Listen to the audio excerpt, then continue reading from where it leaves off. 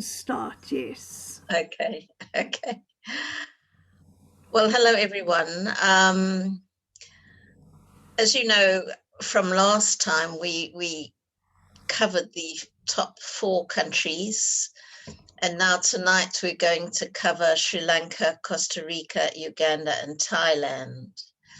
And the title of this slideshow is Around the World in 80 Days, because we spent at least 10 days birding in each of the countries. In some of them, we added cultural extensions, but our focus today is going to be on the birding and the birds.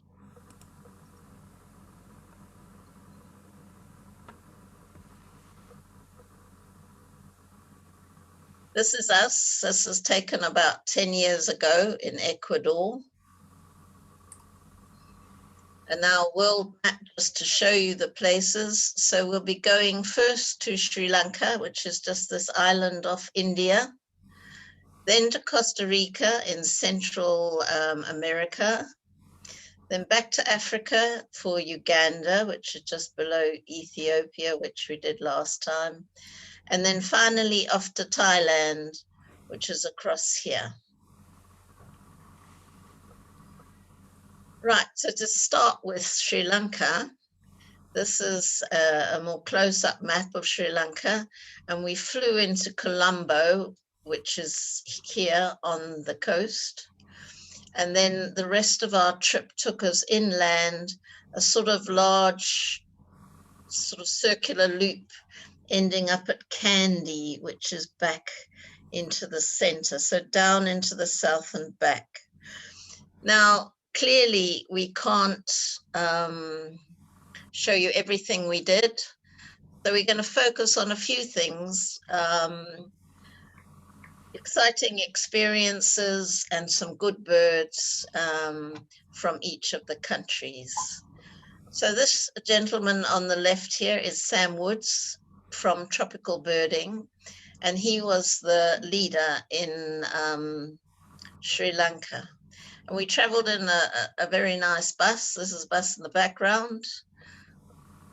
But a lot of the travel in Sri Lanka is in a tuk-tuk like this. And Johan and I had many happy experiences in a tuk-tuk in Colombo afterwards. Now, I know this is not birding, but this is what the signs look like in Sri Lanka. An amazing language. It's called Sinhala language.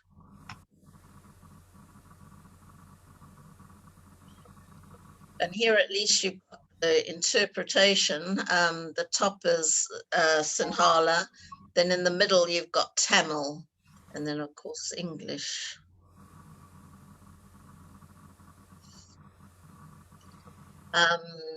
These stork macaques are all over, especially in places like temples and monuments. They're an old world monkey endemic to Sri Lanka.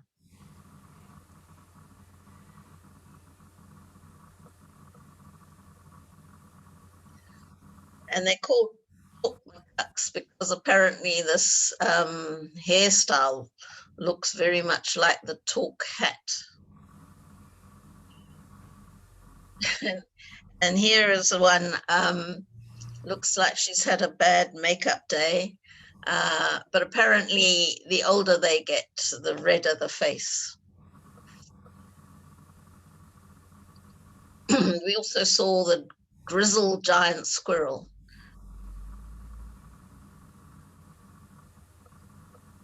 But the first stop we had was in Little Gala, which is a few hours drive from Colombo. And I thought I'd just show you the anthuriums that were in the hotel. They were all over in the hotel. Here's a beautiful bowl of anthuriums. Now, our first day out birding, we crossed the river. This river is where the bridge over the River Kwai was filmed, apparently. We crossed over in this little catamaran ferry. A few trips for us to all get across. Right. Well, on the other side, this was fairly typical. We happily birded in amongst the local houses and so on. Very friendly people, very accommodating. Although this little girl here looks very bemused with what this group of birders were doing. And in the process, we saw common birds like the white-throated kingfisher, which we saw virtually every day, although still a very nice bird for us, and more rare, less common, the India pter. The rice fields were quite productive. The fringes of the rice fields is often where you would pick up some really unusual birds. But on this particular day, we were in search of what was going to prove to be the bird of the trip. So a little bit tough going, getting across the stream. And we were incredibly lucky that our guide had found the roosting place, but we had to be very careful. So we sat and took our turns and went one by one. You can see us taking our turns here. You see this incredible owl, the Serendip scops owl, endemic to the southwest of Sri Lanka. And as far as we know, still the most recently discovered bird species, having been scientifically recognized in 2004. And what looks like ear tufts are in fact false ear tufts. So many expert birders have not seen this bird. So not only did we see it, but we got an incredible view. So very lucky, and I hand back to Joy. Right, then we traveled south to a place called Sinharaja, and we stayed at this lodge, the Blue Magpie Lodge. Just to show you a couple of slides from the lodge. We ate well. This is a lunch that's been served, lots of variety, lots of vegetables as well.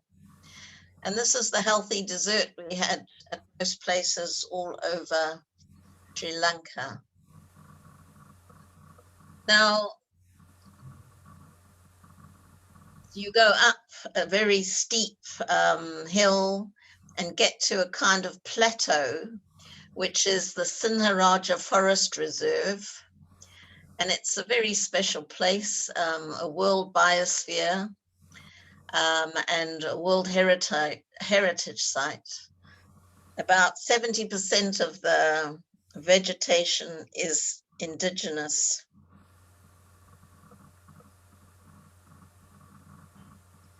Now we went up in this vehicle here, well, there were two like it, but all held together with bits of wire from the 1970s, we suspect. We're going up a very bad road. It was a bit of a excitement before we even started. It's a good shot of Mel there. Now at the top, one of the target birds was the Sri Lanka blue magpie. And initially we couldn't find it, but we were in this clearing and then they were suddenly all over the place. I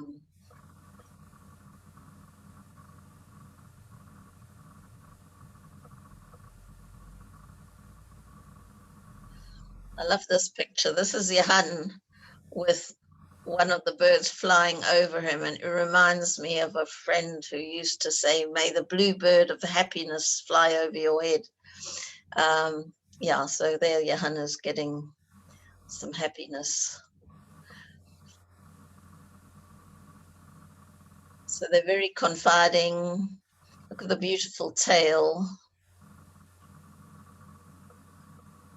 There's a close-up.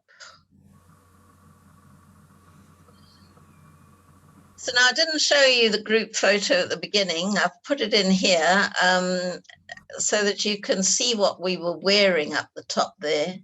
Before we even left, we were told to buy these leech socks, which we had to import from the UK. And they're made of a very fine weave so that leeches can't get in your boots and under your trousers. And you can be walking along this beautiful forest road, and the leeches will literally jump out from the bushes. Well, here we were sitting down in a little picnic spot, and the leeches were falling down from that canopy there. This is what they look like when they first land. And this is what they look like a couple of minutes later. This was our guide. Put one on his forearm just so that we could see how quickly it filled up with blood. Oh no, this is next day.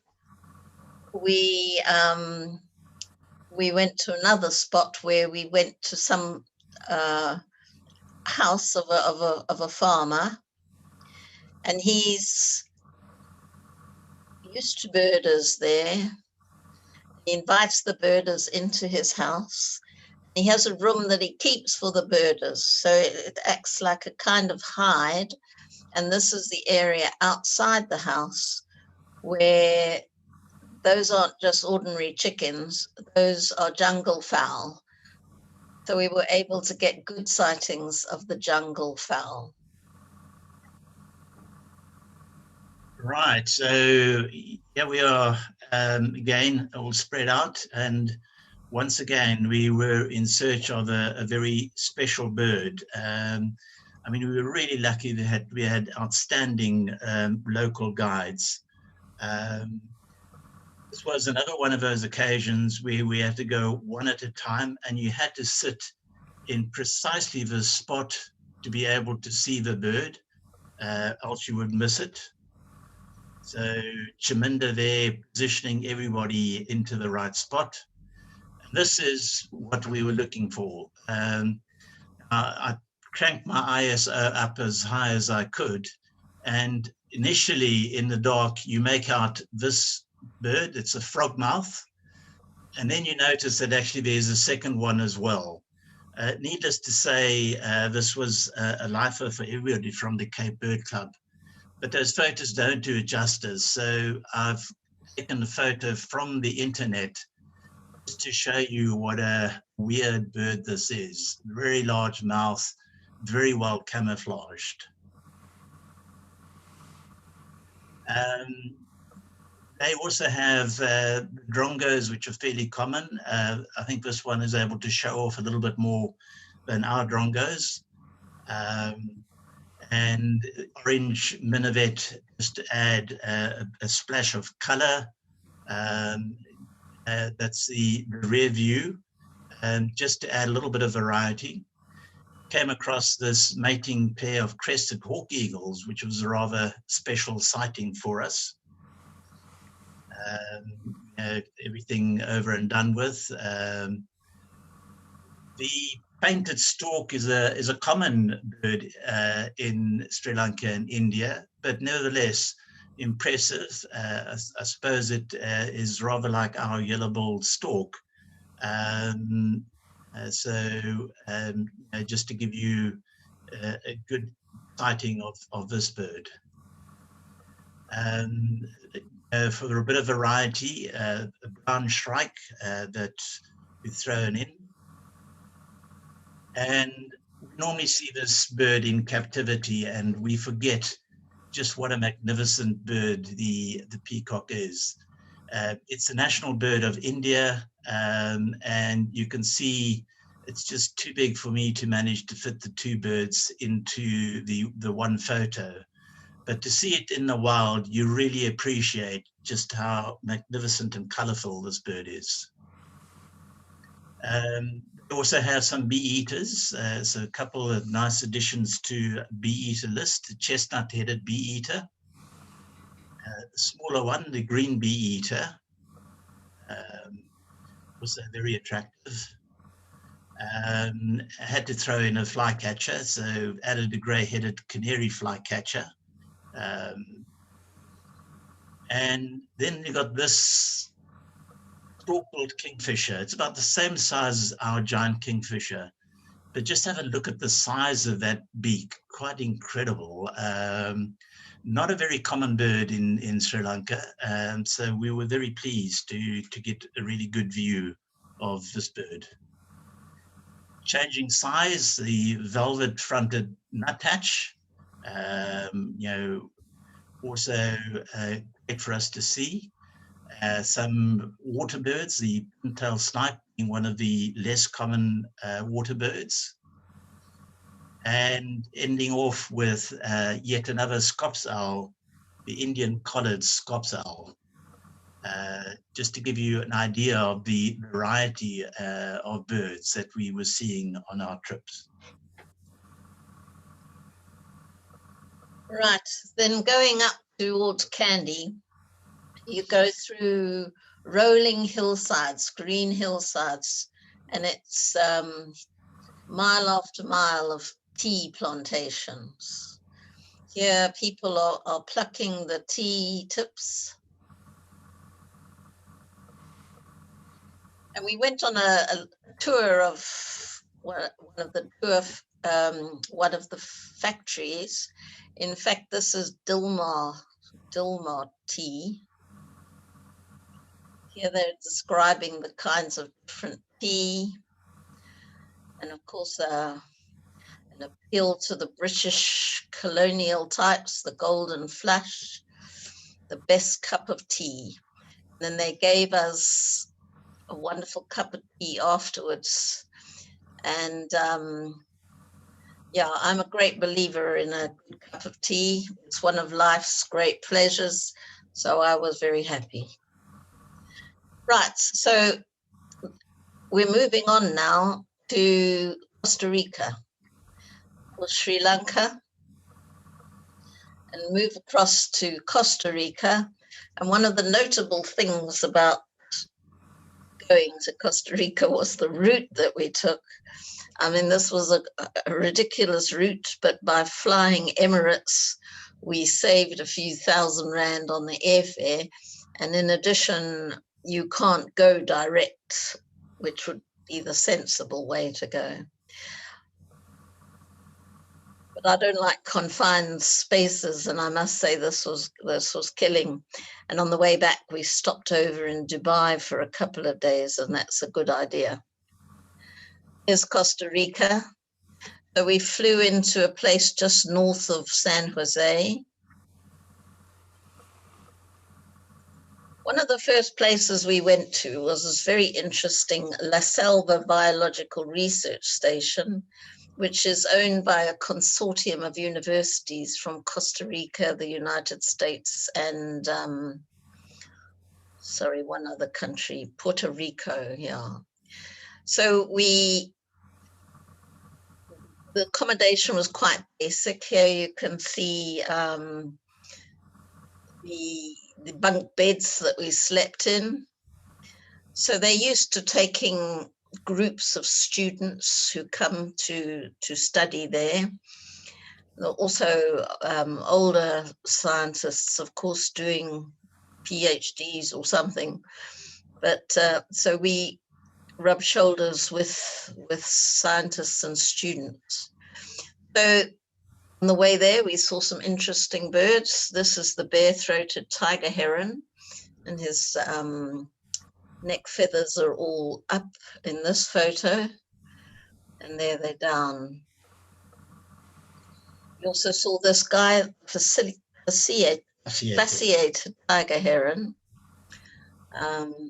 in the river on the way there. Then we stayed on one side of the river, and the jungle, it's really lowland jungle, is across this little bridge.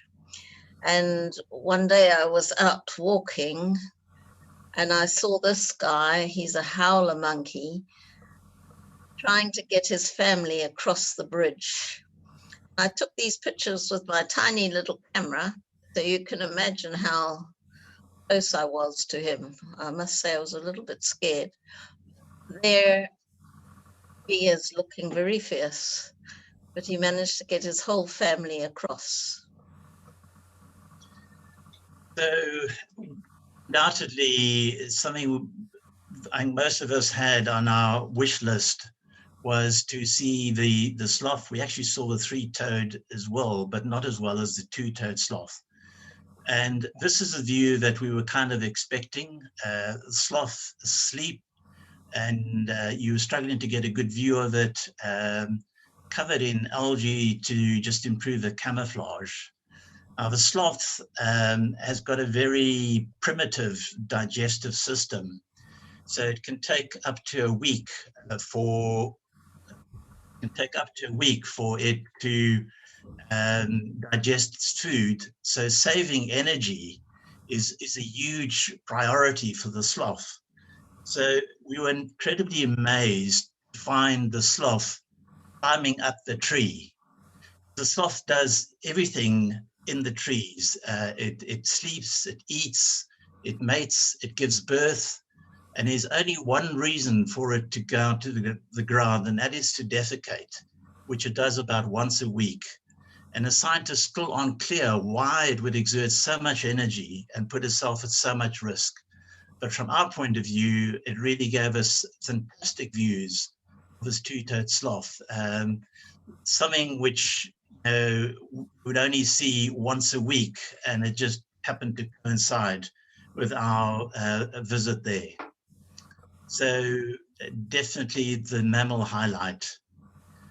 Of course, as you'd expect, lots of really good birds, in La Salva, broad-billed motmot.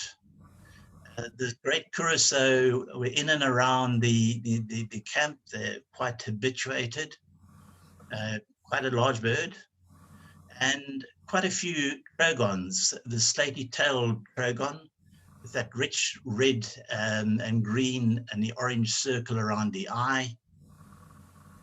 The black-throated trogon with different colors, the gartered trogon. So you can see quite a variety of just trogons, let alone other birds. Tanager is one of the large families of birds that you're going to find in Latin America and certainly in Costa Rica. And what's great about the tanagers is that they're quite easy to identify because their colors and their names fit. So once again, just to give you a sample and to show you how well the names fit, here's a passerine tanager, golden hooded tanager with its golden hood. Not surprising, black and yellow tanager, and so on. You can go, you get green and red, red and yellow, blue and really colorful and easy to ID birds. Flycatchers are a bit of a nightmare. There's probably about 100 species, very difficult to ID, but I thought we had to show you at least one flycatcher. So we chose one which is quite easy to ID, and also the rather peculiar name of banana quit. So this is quite a small little flycatcher, but yeah, just to give you a sample. The antbirds is a very large family of birds, over 200 species that come in names like antshrike, antwren, and vireo, but they're not in the slightest bit related to the wrens, the shrikes, and the vireos.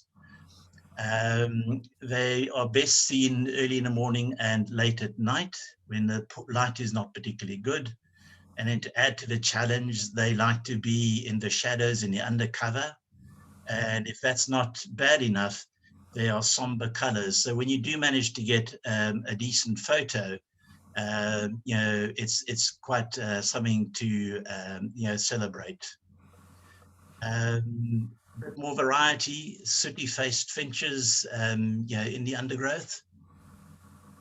And Then you might ask why I've put in what looks like quite a boring bird, the clay-colored thrush.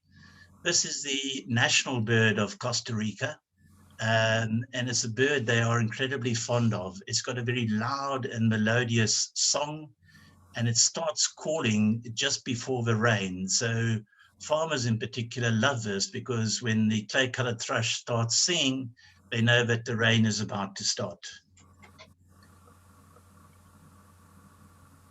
Right, our next lodge was the Arenal Lodge, and you can see in the middle of the photo there a volcano, the Arenal volcano, which was covered in cloud like this most of the time we were there. This is another picture of what it looks like at some times. So this is the group photo for Costa Rica with the volcano in the background. I should perhaps say that this is Sam Woods again from Tropical Birding, and Jose. Yep. I forget his surname, sorry. Now the hotel put out these watermelon slices just beyond that platform that we were all standing on. They're the Montezuma orapendula, quite amazing birds. And then just below where the birds were feeding, you get this very cute little animal, the white-nosed coati. Well, it would be this one and his whole family, of course. And they were trying to get whatever they could from what the birds didn't want.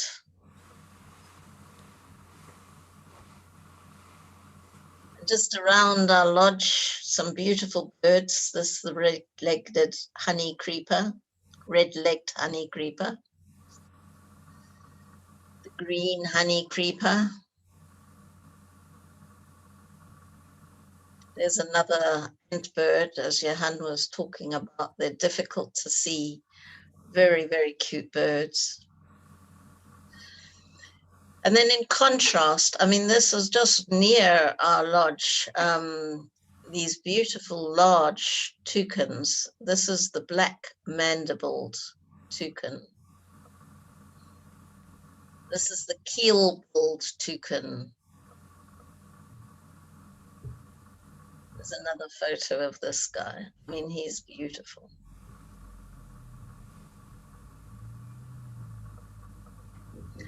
And then the colored bracari. Yeah, as Johan's reminding me, it's also a toucan. Then the blue-crowned motmot and the emerald toucanet.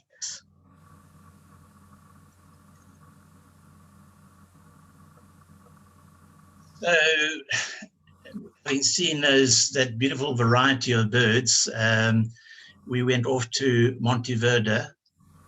Something like 28% of Costa Rica is classified as a nature reserve. Quite a few of them are private. And the Monteverde Forest Reserve is one of those reserves. And the reason we came here is because there was a resident there of the resplendent quetzal. Definitely one of the top birds. It is in the trogon family, but a very, very striking bird. And yeah, you can see us all getting as focused as we possibly can. And you've got the male on the left here with those long trailing feathers, and the female on the right. And this was a nesting box which had been erected by the reserve for them. As I say, definitely one of the top birds for us. And then we were drifting around, you know, in the outskirts of the town, going past this electrical substation. I think quite a few of us were probably snoozing at this stage and catching up. And to our delight and surprise, we came across these scarlet macaws, normally found in the jungle and uncommon, you know, in Costa Rica. And here they were on the side of the road. They weren't bothered by us at all. So we got, you know, really great views, and you can see how striking the colors are. You know, plenty of opportunities for good photos you know, of this bird. Once again, voted one of the top birds of the trip. The motmots were really, you know, special birds for us to see. And what made this sighting particularly memorable was that the owner of this house saw us looking at motmots and invited us to come up onto his balcony because he told us we'd be able to get a better view from up there. And he was right, but it is also just an example, once again, of how friendly and welcoming, you know, local people, you know, normally are. Another Anschreich, as I say, you always celebrate if you can get a good photo of an ant bird. More easily to see in photograph is the orange colored mannequin, orange colored mannequin. And then they also have, you know, a lot of lizards. The iguana is you know, very well known. Although it looks very fierce, it's not. It's very much, you know, sort of a vegetarian. But the lizard that we were keen to see was the basilisk. This is the common basilisk. And you can see the size of these hind legs. What you can't see because you can't get into the photo, it's also got this long tail. And this enables the bird to run across lizard to run across the surface of the water, which is where it also gets its nickname of the Jesus lizard from, because of its ability to walk on water. But the real highlight was the emerald basilisk. It's the largest of the basilisks. For me, my all-time favorite, and even today, this is still my screensaver. Okay, we're now moving closer towards San Jose, just north of San Jose. And this is another beautiful lodge that we were staying at. There's 4 pictures here. Sorry if that's not clear. Look at all the flowers in the garden. And lots of birds in and around the lodge. Acorn woodpecker. Slaty flower piercer. You can see that special beak on this guy, sitting on a fuchsia plant. They, of course, originate from across there. And the collared redstart, which is one of my favorite birds. And I love this picture. He seems to have so much attitude. Then one of the things about, well, Central and South America is that they have hummingbirds. And it's quite easy to set up a center like this where you have feeders which attract all the different varieties of hummingbirds. So we thought we'd end Costa Rica by giving you a feast of hummingbirds. I'll go through this quite quickly. Not only are they very colorful, but they also have very attractive names. There's a black-crested coquette on the left, a green-crowned brilliant, white-throated mountain gem with a female on the right-hand side, and you can see just the variety of colors. Violet sabrewing, obvious why it's called that. Green violet ear, one of the more common hummingbirds, but quite an aggressive bird. It tends to chase all the other hummingbirds away from the feeders. The scintillant hummingbird, and included a couple of photos because I'm allowed to call this one cute. Volcano hummingbird, as the name suggests, found a little bit higher up. The green crown, brilliant, and you can just see its tongue sticking out there, which it uses obviously to get the nectar. Black-bellied hummingbird is one of the rarer hummingbirds, and very aptly named magnificent hummingbird. I mean, just look at those colors. And then to end off, the fiery-throated hummingbird, once again, very, very aptly named, with that brilliant fiery throat of it and the colorful chest. And I must compliment Johan on these beautiful pictures. Right, so our next country is Uganda, which is up there. We're shortchanging Uganda a bit. We're only focusing on a couple of the places we went to.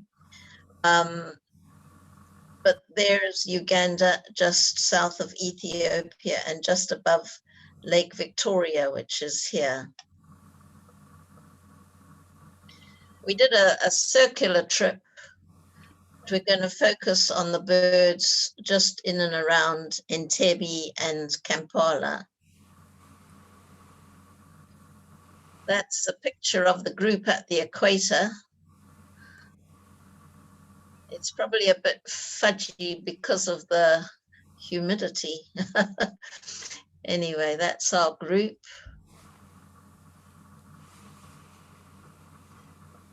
And this was the man who took us around. He is well known as a birder in Uganda, and one of his ambitions and visions is to train up the youth, particularly girls, young girls, as birders. And they've had a hard time up there with the COVID pandemic because, of course, tourism's come to a standstill. But they are ready, obviously, for when people start traveling again. And this is the type of scene you see in Africa quite often. And this one, shame, poor little pig on the back. But, yeah. Now, we thought we'd show you that just if you fly into Uganda, into Entebbe, you could spend a very fruitful morning at the botanical gardens. And just to show you a couple of birds from there, this is the great blue taraco. Absolutely stunning colors and a gorgeous picture. And then the black and white casque hornbill. The next picture just emphasizes the size of that bill.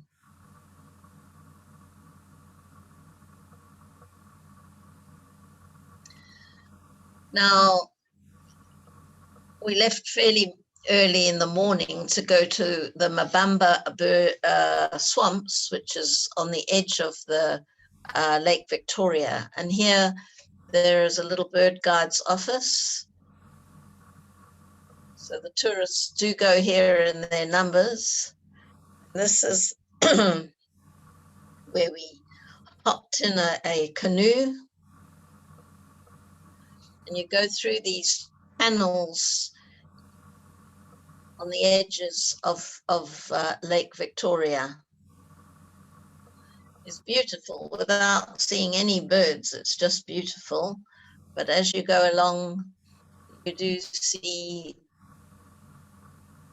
some great birds too. This is the blue-breasted bee-eater, the swamp flycatcher,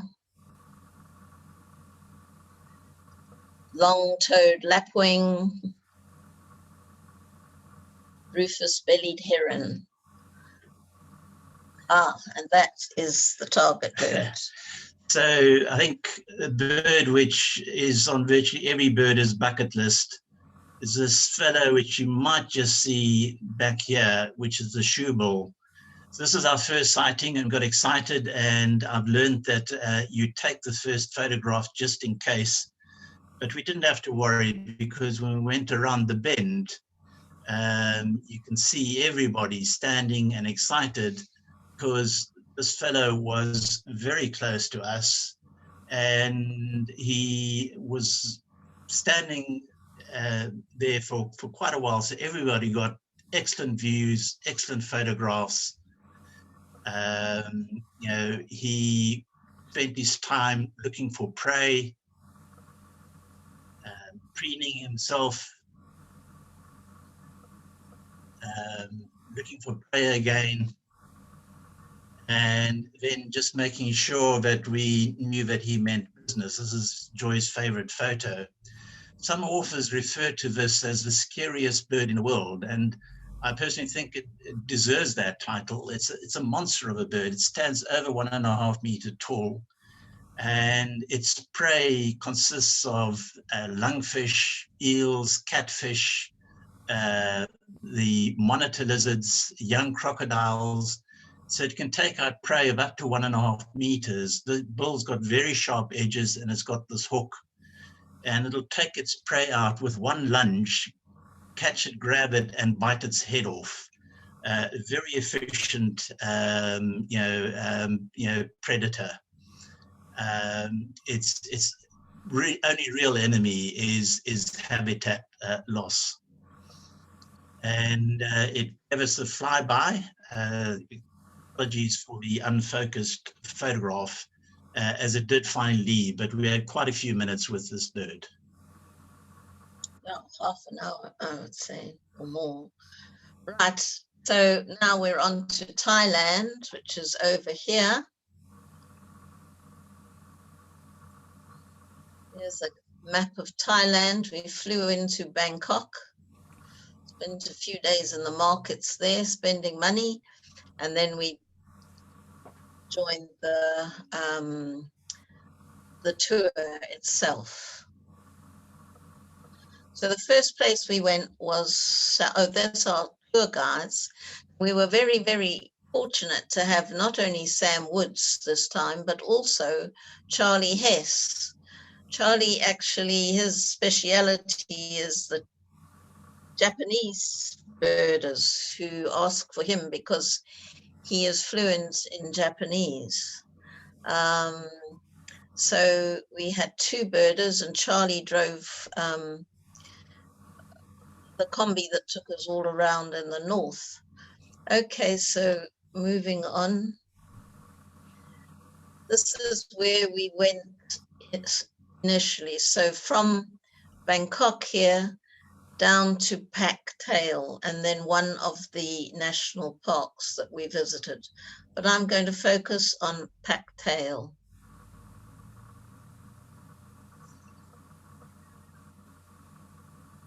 Basically a whole lot of salt pans.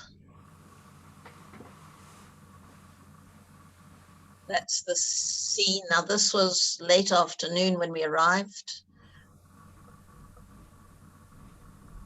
And we're looking for a target bird, but obviously there are all other kinds of water birds here.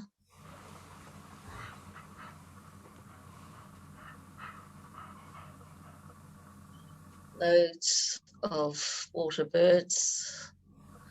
The red-necked phalarope, Temminck's stint, black-tailed godwits.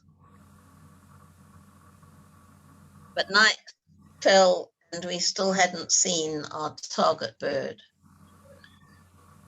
So undaunted, we set out again early the next morning to look for the bird, and this time we were lucky because we found it fairly quickly. It's the spoon-billed sandpiper, a photo from Leon Stradham we're using here. And we were able to not only see it, but it was close enough for us to get a good view through binoculars, certainly through the scope, and to get some photos. And this is arguably the rarest wader in the world. And much to our delight, there wasn't just one, there were two, and then later we actually saw a couple more. But for you to really see it, borrowed a photo from the internet. So very distinctive, spoonbill there. Another view of it with that white front. Sadly, this is a critically endangered bird with certainly by now less than 1,000 species. Recent research suggesting something like 240 to 450 mature individuals. And it's on the verge of extinction. And the main problem is that half the birds migrate to Myanmar, where there's quite a lot of trapping. So quite a few of these birds are taken out, in the hunting of the shorebirds. We went on, we to 3 other reserves, and we saw some really good birds. Yeah, we're being a little bit innovative. We set up our own blind or hide, and it was a double story. So this was for the shorter people to look through, and that was the kind of view that we had. But the reason for the hide was because we were looking for birds which were quite shy, and it was well worth it because we got the great views, the blue pitter. This is the back view of the male, and the female was there as well, as usual, not quite as colorful.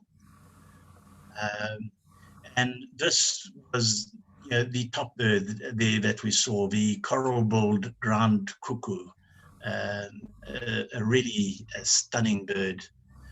The long-tailed broadbill, very unusual bird. To me, I always think of it a little bit of a cartoon character because of the facial coloring and spacing, but certainly one of the top birds for us, in Thailand.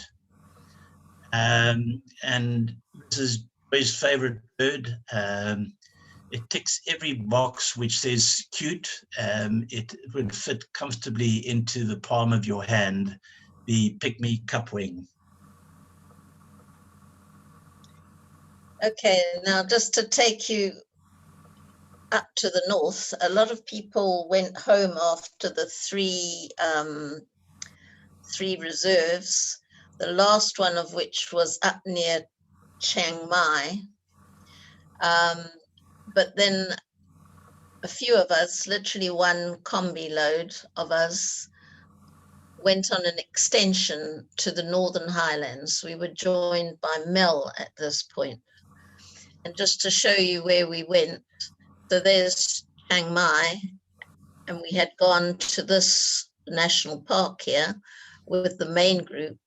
And then when they flew back, the rest of us on the extension went up here. We went up to Phang. We went up past Chiang Rai, which is where those kids were caught in the cave, if you remember. Yeah, beautiful scenery, rice fields, lots of temples. We had climbed 600 steps to get to the top of this temple.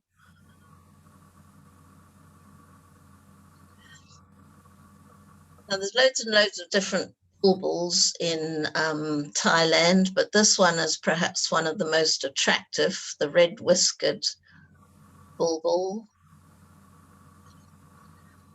But unfortunately, this is how you see it very often. The Thai people like to keep a bird in a cage.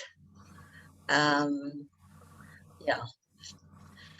Okay, now we went to some very special gardens up north, but as birders, we went through the beautiful gardens, and into this area, which is like the back end of the garden.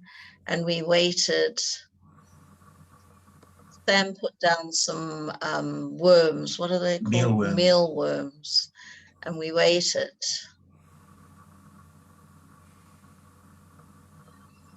The white-tailed robin came. And then the hill blue flycatcher. This was the real treat, the silver-eared messier. I've got 3 pictures here. Look at that. It's amazing. That's one of Johan's best pictures. And look at the back colors too, this light blue.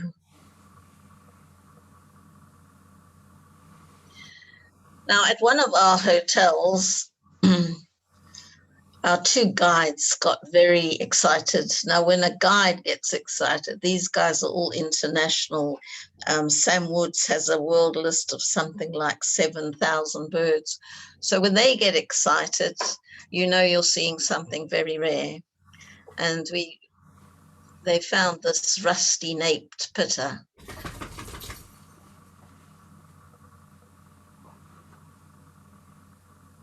Okay, over to Johan. So next day, up very early in the morning, and you had to get here before dawn. The Thais are very fond of photography. They have quite a number of professional photographers, and what looks like these little army tents are in fact little hides for the photographers to sit on. And they have private place, so you can't interfere with them. But by getting there early, we were able to secure a position where we could look out. So we waited, waiting for birds to come across the road here. And this is what it looks like when you remove those little tents sitting on these little stools of theirs. This was the bird that everybody had come to see. Hume's, or Lady Hume's pheasant. It's named after Mary Ann Hume, wife of a British naturalist. And a very impressive bird. It's close to 1 meter in size, and well worth the effort of getting there early and waiting for it. So as you can see, quite a spectacular bird. So after the excitement of that, we set off along a very easy walk, and we had a great time, both in the morning, and Joy will take us through later on in the afternoon, walking along this road. And every now and then we would stop, and there'd just be such a variety of birds, the rusty-cheeked scimitar babbler. And what you would find were these little patches off the side of the road, and then often if things were quiet, you might throw down a couple of mealworms to attract the birds. And here are a few of the sort of the bush chat and some of the flycatchers that we saw. The white courgetted flycatcher, see it quite clearly here. And then you want to add a bit of color. You got Rufus courgetted flycatcher.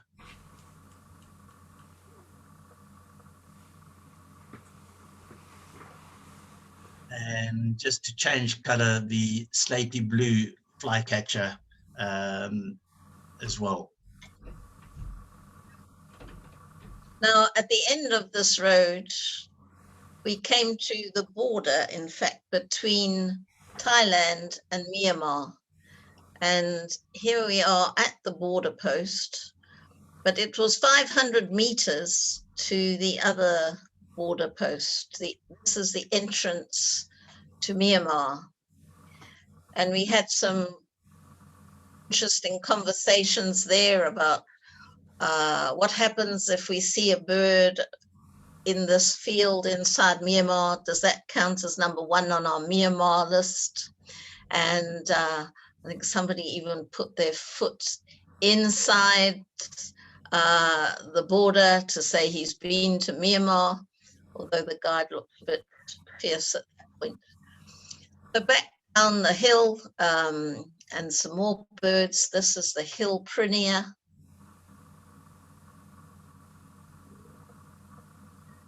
The rufous-bellied niltava.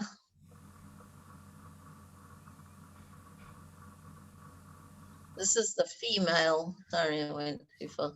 This is the female niltava, nowhere near as beautiful, but also quite cute in her own right. Then the Siberian ruby throat. And then the ultramarine flycatcher. This was one of Sam Woods's favorite birds.